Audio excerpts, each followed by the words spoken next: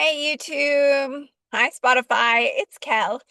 And I'm coming back with to you today with a podcast regarding perfectionism. And the other day we talked about the first video in the series, which is symptoms and characteristics of perfectionism or perfectionists. And in this video, we are going to be talking about causes for perfectionism. So, I don't know how long this video is going to go. Maybe one of my longer ones. I have notes actually that I want to talk about each point, but so let's get right into it. And the first really important piece of a root or etiology of perfectionism, root cause, is irrational core beliefs that were formed somehow in childhood or could have been formed in previous relationships, but mostly they are formed in childhood. So if you remember my video, or if you want to go back to my video on cognitive behavioral therapy and irrational core beliefs in the ABC method, it basically means that you can have some kind of activating event. And if you have irrational beliefs in your mind, it's going to trigger certain emotions in you. And then that can, later on lead to behaviors, et cetera, et cetera. But so what are the possible there's a lot of irrational core beliefs that could be most relevant to perfectionists in particular, but there are certain themes. I used to lead groups, and I would find certain themes amongst perfectionists of the irrational core beliefs that they would point out to me as seeming familiar or resonating with them. And so the biggest few are: I have to be good enough to be lovable or to be loved. Okay.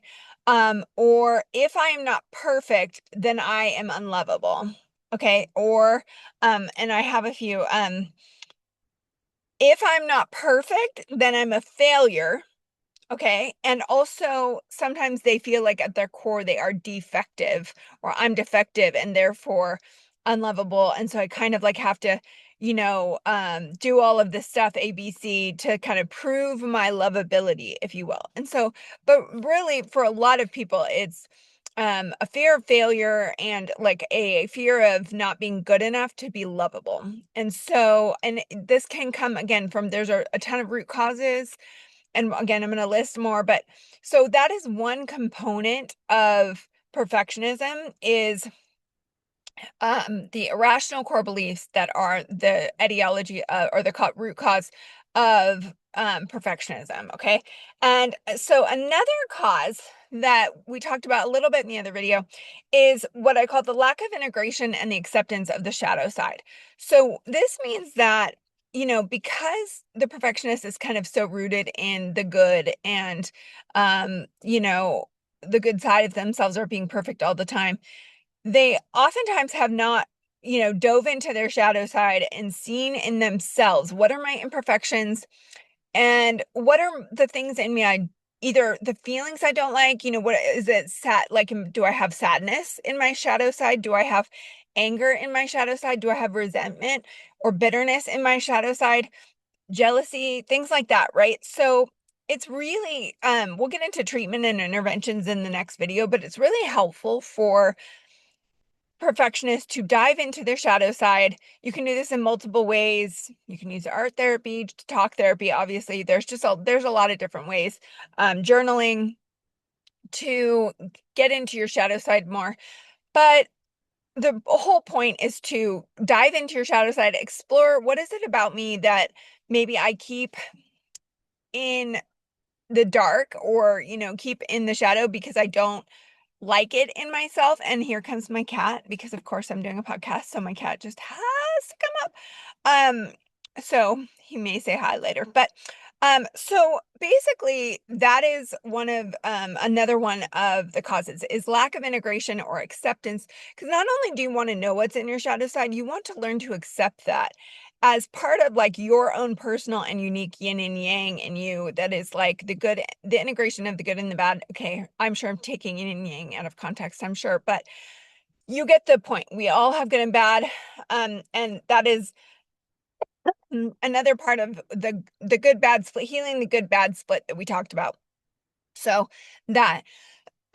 That is another root cause of perfectionism is if they have, if you have like I either have to be perfect or I'm a failure. And there's very much like that all good, all bad split. Okay.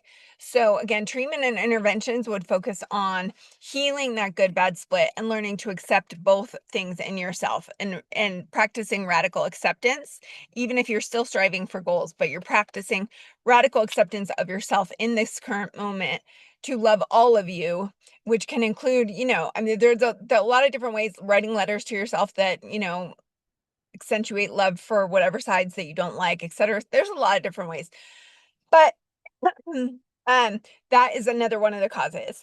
Another big cause that I personally saw in my practice, throughout the years was what I call parental role modeling. So I had a lot of at least females, and I'm sure there are males out there who do this too. Maybe they get it from their dad, but I had a lot of females come into my practice who were perfectionistic, and they got it from their mom. And so it wasn't spoken. The mom was very loving, it had nothing to do with that, but it was more like when it came to talking about negative feelings, when it came to talking about or dealing with conflict or bringing up anything that had to do with like accepting their own imperfections, some of my clients who were perfectionists said they never saw it modeled in their perfectionistic parents. A lot of times, often the mom, and again, maybe that's because I had more female parents, so males might like have the parental role modeling more strongly from, their dad. Who knows? I'm stereotyping here, obviously, right?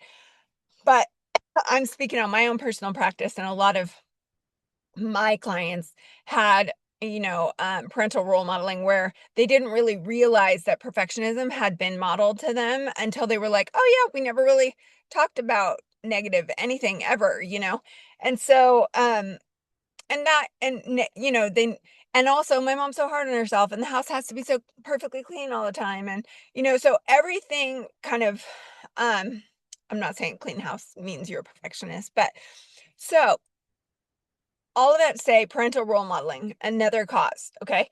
Another cause you might not think about that could lead to perfectionism is what is called parentification of the child. So, what does that mean? It means putting a child into a parent type role um instead of letting them be a carefree child where they are taken care of, but rather they have to go into some kind of caretaking role, whether they caretake their parents, whether they have to caretake their siblings, whether they have to caretake, I mean, basically anybody, and that puts children into a more parentified role. Now, how could that lead to perfectionism?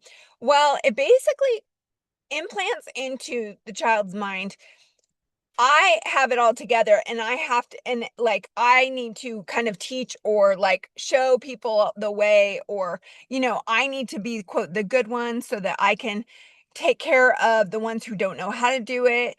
And so it really, what it does is it maximizes the pressure internally to have it all together, and it minimizes the carefreeness in the child that should their what I call their id side, that should be able to just have a carefree childhood and yes, learn responsibility, but not feel like kind of like extra weight is put on their shoulders to caretake excessively. So what that can be like, again, a child who has, if they had a ton of siblings and they had to take care of them all the time, you might end up seeing perfectionistic tendencies because they might not know how to, that person might not know how to be taken care of. They might just be good at caretaking, and so they might not know how to receive help, or ask for help or be vulnerable. So, and that those can be perfectionistic tendencies. So, another one that perfectionist can be like root cause of perfectionism is if in childhood, if you had a lot of external reward and you got somehow reliant on external validation. So if you were getting compliments as a child all the time for how quote good you were, or how smart you were, or how achieving you were at something, that can very easily lend itself to then a pattern of an adult being a perfectionist and relying on that kind of need for peer approval, or a superior's approval, or authority figures approval, or loved ones' approval, but basically external need for approval, right? And so what that creates then is this fear in a perfectionist that like I can't make a mistake because I'm the good one. I'm known as the good one, and like, I always have it together. So, like, I can't be the messy one, or I can't be the one who screws up, or I can't, what I so it becomes an identity thing. And that's actually leans into the next one that I was gonna say is you start blending into someone's core identity.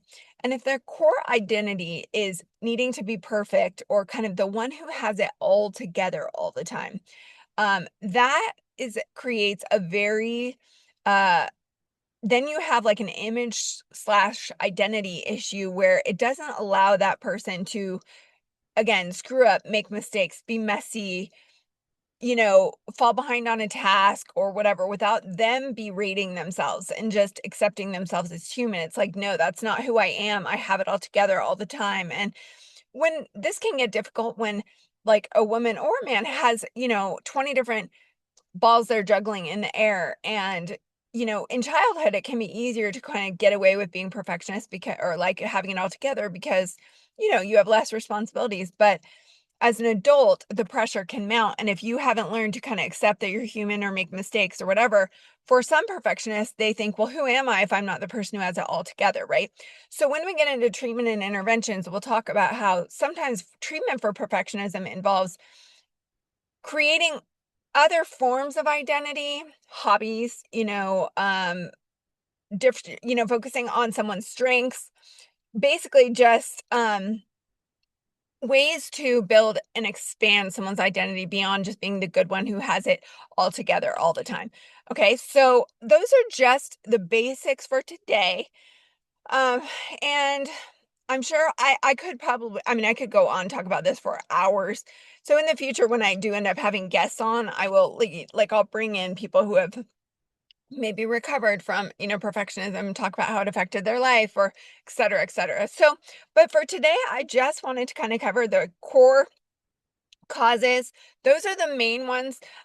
We didn't, I guess one more that you probably want to talk about that's underneath there is when I mentioned defectiveness, there can often be shame.